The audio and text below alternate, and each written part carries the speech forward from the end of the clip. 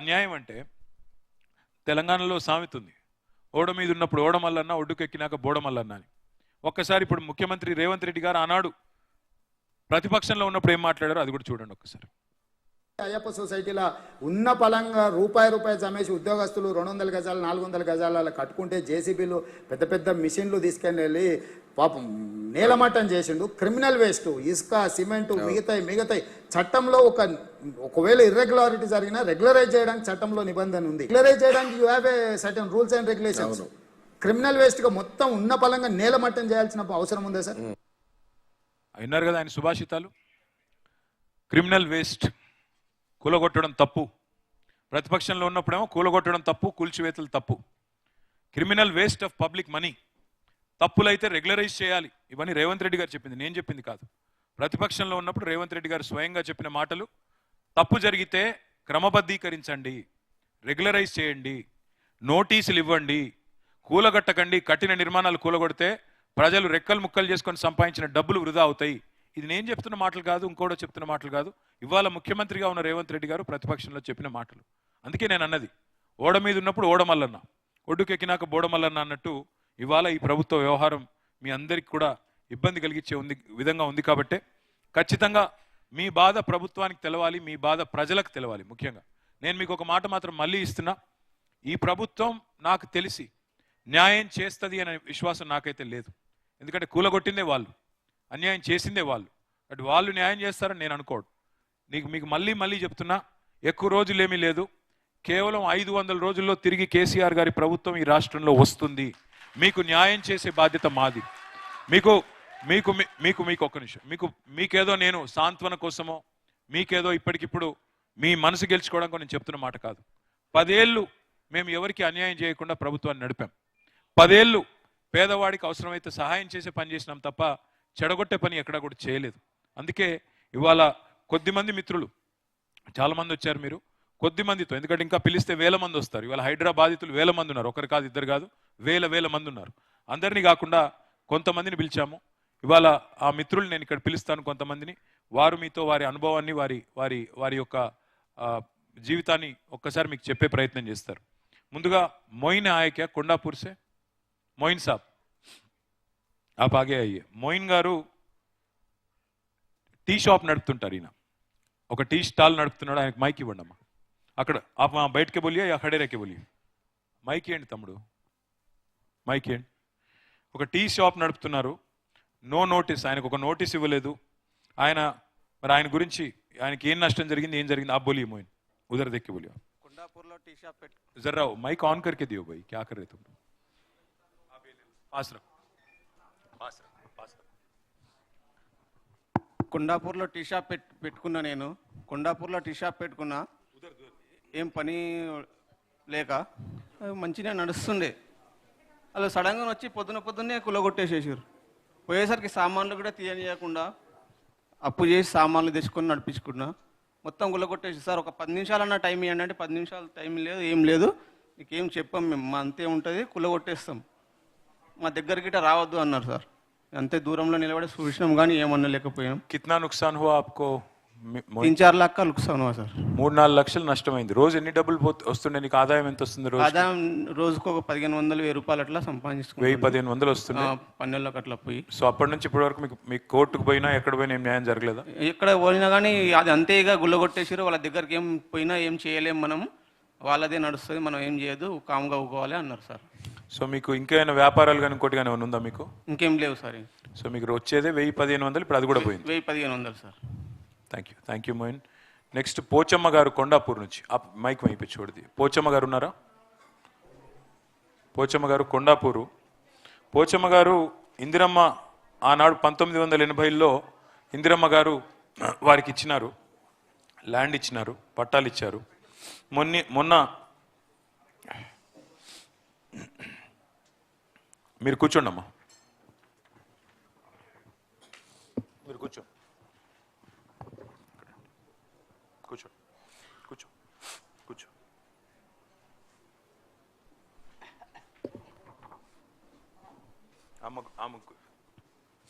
ఇటు కూర్చో.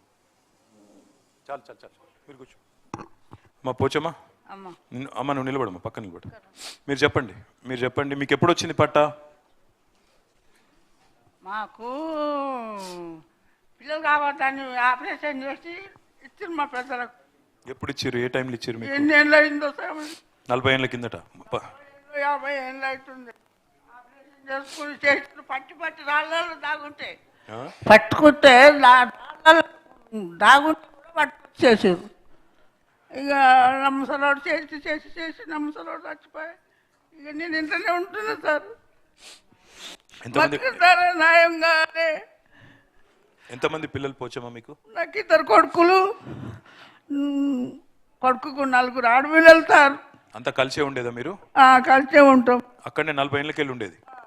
ఎప్పుడు వచ్చారు మీరు? ఈ హైడ్రా వాళ్ళు బుల్డోజర్ వాళ్ళు ఎప్పుడు వచ్చి కొట్టి? మాది 10 పీడిలో ఊరు సార్, కొత్తగూడెము. 10 పీడిలో ఊరు అయితే చెప్తే ఆర్టీ ఆఫీస్ కాడ కట్టుకున్నాం. ఇక ఇంటి కూడా అటు చేస్తున్నారు. మమ్మల్ని భూమి మీదే బతికినాం సార్. మేము ఆ భూమి మీద బతికి నమ్మకం చచ్చిపోయి. ఏడోకు. ఇప్పుడు ఎక్కడ ఉంటురమ్మా? ఇప్పుడు ఎక్కడ ఉంటుర్రు? ఆర్టీ ఆఫీస్కి. అక్కడ ఆఫీస్ కాడనే ఉంటుర్రా? ఏడోకు. మేము ఉన్నాం, నీకు ధైర్యంగా ఉండు. న్యాయంగా కొట్లాడదాం. కోర్టుకు పోయి కొట్లాడదాం. నువ్వు రంది పెట్టుకోకు. కొట్లాడతాం నీకోసం. అందుకే రమ్మన్నా. కొట్లాడి మీకు న్యాయం చేపిస్తానికే రమ్మన్నా. దబ్బన వీళ్ళు చేయకపోతే 2 నెలలలో నేను చేస్తా పోచమ్మా. కొడుకులు చచ్చిపోయినా 40 ఏళ్ళ కిందట వాళ్ళకు ఇందిరమ్మ పట్టాలు ఇచ్చింది. కుటుంబ నియంత్రణ ఆపరేషన్లు బల్మీట్కి చేసి. కళ్ళు కనబడయా? ఏం పేరమ్మా? లింగమ్మ. మీకు ఎప్పుడు ఇచ్చినారు పట్టాలు? పట్టాలు ఇచ్చింది మాకు అది లేదు సారు. ఏదో ఎన్నడిచ్చిరో ఎక్కడ అలుకున్నాం, బతికినాం.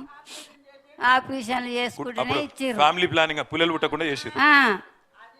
ఆపరేషన్లు చేసుకుంటే ఇచ్చిర్రు సార్. నా 2 పిల్లలు చచ్చిపోయారు. పిల్లలు ఉన్నారు, పెళ్లి కాని పిల్లలు.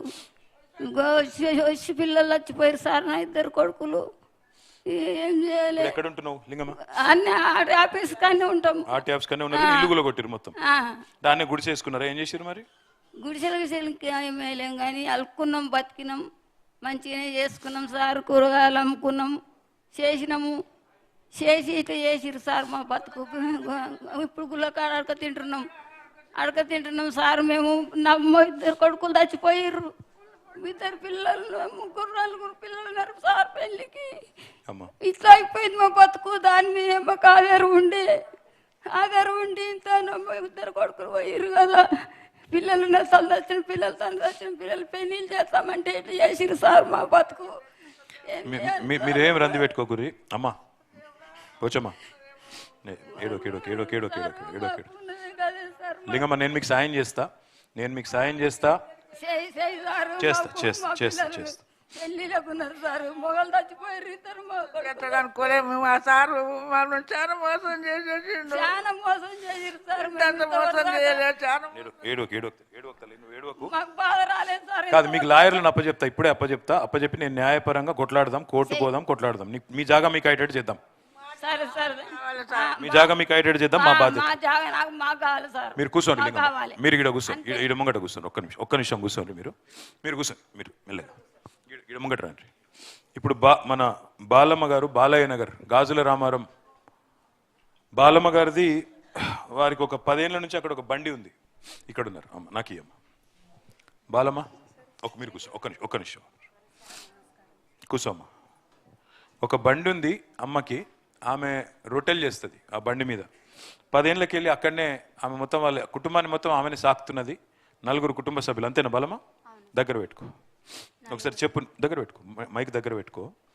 ఇంట్లో ఎంతమంది ఉంటారు బాలమ్మ? 2 బిడ్డలు, మా ఆయన, నేను సార్. 2 బిడ్డలు, మా ఆయన, నేను. మీరు ఎప్పటి నుంచి చేస్తున్నారు ఆ బండి? ఎప్పటి నుంచి నడుపుతారు? 1999 నుంచి సార్. 99 అంటే 26 ఏళ్ళకి. బండి అంటే ఇప్పుడు మిషన్లు బంద్ అయిన నుంచి మేము రొట్టెలు చేసుకున్నాము. అంతకుముందు కంకర మిషన్ల దగ్గర పనిచేసినాం. కంకర మిషన్ల దగ్గర పని చేసుకుంటూ వాళ్ళు బెందడు కొడితే మేము టిప్పర్లలో నింపినాం. తర్వాత వాళ్ళు కంకర కొడితే మేము కంకర గంపలలో వేసి ట్రాక్టర్లో లోడ్ చేసినాం. అట్లా మిషన్లు నడిచినన్ని రోజులు అట్లా కాలం వెళ్ళదీసినాం. అప్పుడంతా మేము కోరిని నమ్ముకొనే బతికినాం. అదొక చేను మాదిరిగా ఇప్పుడున్న గుడిసెలు కూలగొట్టిన ఇండ్లని మాకు ఇండ్లుగా మేము ఒక ఊరులాగా బతికినాం. అన్ని కుల వర్గాలు ఉన్నాయి సార్ అక్కడ, మేమంతా కలిసి బతికినాం. ఇప్పుడు వర్షం పడితే పిడుగుపడ్డట్లు ఈ హైడ్రా వచ్చి మాకు ఇంత అన్యాయం చేసింది. అయితే ఇది జరుగుతుందని మేము అనుకోలే. కానీ మాకు 2013 నుంచి మాకు నీళ్ళ కరువు తీర్చిండు. బీఆర్ఎస్ ప్రభుత్వంలో అన్నగారు వచ్చిండ్రు, అక్కడ మాకు నీళ్ళ కరువు తీర్చిండు. అన్ని చోట్ల మంచి జరిగింది సార్. ఒక మాటలో చెప్పాలంటే అన్ని చోట్ల మంచి జరిగింది. మాకు ఊర్లల్లో పింఛన్లు అయినాయి, పెద్ద మనుషులకి 2000 పింఛన్ పెంచిండ్రు, కళ్యాణ పథకం ఇచ్చిండ్రు, కష్టజీవులున్న తల్లిదండ్రుల పిల్లల్ని సంతోషంగా పెళ్లిళ్ళు చేసిండ్రు. అదేవిధంగా గర్భిణి ఉన్న స్త్రీలని హాస్పిటల్ చేర్చి డెలివరీ చేసి తల్లిని పుట్టింటికి పంపినట్లు ఇంటికి పంపించింది. మాకు చాలా సంతోషం అనిపించింది. ఈ 10 ఏళ్ళ పరిపాలనలో మేము సంతోషంగానే బతికినాం సార్. నీళ్లు లేకుంటే నీళ్ళ కరువు తీర్చిండు, కరెంటు లేకుంటే కరెంటు. అప్పుడు గాలి కొట్టేటి చిన్న స్టవ్లు ఉంటుండే, కిరోసిన్ ఆయిల్ ఉంటుండే. ఆ దీపం పెట్టుకొని మచ్చరదానీలు కట్టుకొని మళ్ళీ మేము మంచినూనె దీపం ఎప్పటికీ దొరికేది కాదు. కట్టెల మీద వంట చేసుకున్నప్పుడు నూనె దొరకకపోతే మేము మంచినూనె దీపం పెట్టి మచ్చరదానీలు కట్టుకొని కాలం వెళ్ళదీసినాం సార్. మాకు ఈ హైడ్రా అంటే చాలా విరక్తి వచ్చింది. మాకు అసలు చావా బతుక తేలిపోవాలి, కానీ ఈ నరకం మాకు ఉండొద్దు సార్. నిజానికి అనాలంటే ప్రాణాలు తెగించైనా మేము ప్రాణాలు ఇడవనికి సిద్ధం ఉన్నాం. కానీ మా ఇజ్జతు మహాభారతంలో ద్రౌపదికి జరిగినంత అవమానం జరిగింది. బట్టలు ఊడిపోతుంటే, బట్టలు పక్కకు అవుతుంటే ఆడపిల్లల్ని పోలీసులను పెట్టి బండ్ల ఎక్కియడానికి ప్రయత్నం చేసి బండ్ల ఎక్కించిండ్రు. మేమంతా దొంగ పని ఏం చేసినాం ఆనాడు తెలియదా? మేము పని చేసినప్పుడు మిషన్ల దగ్గర ఇప్పటికీ నేను 30 సంవత్సరాల నుంచి అక్కడ ఉంటున్నా. అప్పటికి 10 ఏళ్ళ నుంచి ముందు మా పెద్ద మనుషులు ఉంటున్నారు. మరి మేము అన్నేళ్ల నుంచి కష్టపడ్డప్పుడు గవర్నమెంట్ కూడా చూసింది. ఎన్ని ప్రభుత్వాలు మారినాయి, అయినా మా కష్టాలు కన్నీళ్ళు మున్నీరుగా బతికినాం. ఇప్పటికీ మాకు మాకు కాంగ్రెస్ ప్రభుత్వం ఎన్నిసార్లు అక్కడ వచ్చినప్పుడు 2 సార్లు కాంగ్రెస్ ప్రభుత్వం మారింది, ఒక్కసారి తెలుగుదేశం ప్రభుత్వం మారింది. మీకు చేస్తామన్నారు. కాంగ్రెస్ ప్రభుత్వం మీకు పట్టాలు ఇప్పిస్తామన్నారు. ఇప్పిస్తాం అన్నప్పుడు నమ్ముతాం కదా పేదోళ్ళం. మాకేం చేత కాదు, ఏం తెలియదు కూడా, ఆశపడ్డాం. ఈ 10 ఏళ్ళ తర్వాత వచ్చి మాకు 10-15 ఏళ్ళ తర్వాతనేమో వచ్చి ఇప్పుడు మాకు ఇండ్లు గూళ్ళో కొట్టేస్తే మేమేమైపోవాలి? మా పిల్లలు మేము ఇజ్జత్కు ఏ బతకాలన్నా చావాలన్నా మమ్మల్ని బతకని. ఎంతమంది పిల్లలు తల్లి నీకు? 2 బిడ్డలు సార్.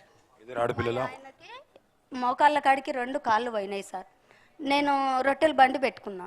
ఇప్పుడు నిన్న మొన్న రొట్టెల బండి కూడా తీసేపిస్తామంటున్నారు. ఇది ఎక్కడ న్యాయం? ధైర్యంగా ఉండు, నేను చేస్తాను నీకు, తప్పకుండా నేను ఇప్పిస్తాను నీకు. ధైర్యంగా ఉండు తల్లి. జాగలు మాకే కావాలి సార్, తప్పకుండా ఆ జాగలు ఖచ్చితంగా మాకే కావాలి. విన్నారు కదా, ఈ దాదాపుగా కుడి ఎడమ అందరి పరిస్థితి అదే. ఒక్క మాట ఇప్పుడు సోదరులు మధుసూదన్ కుమార్ గారు అమీన్పూర్ నుంచి వచ్చింది. Thank you Balamma, thank you.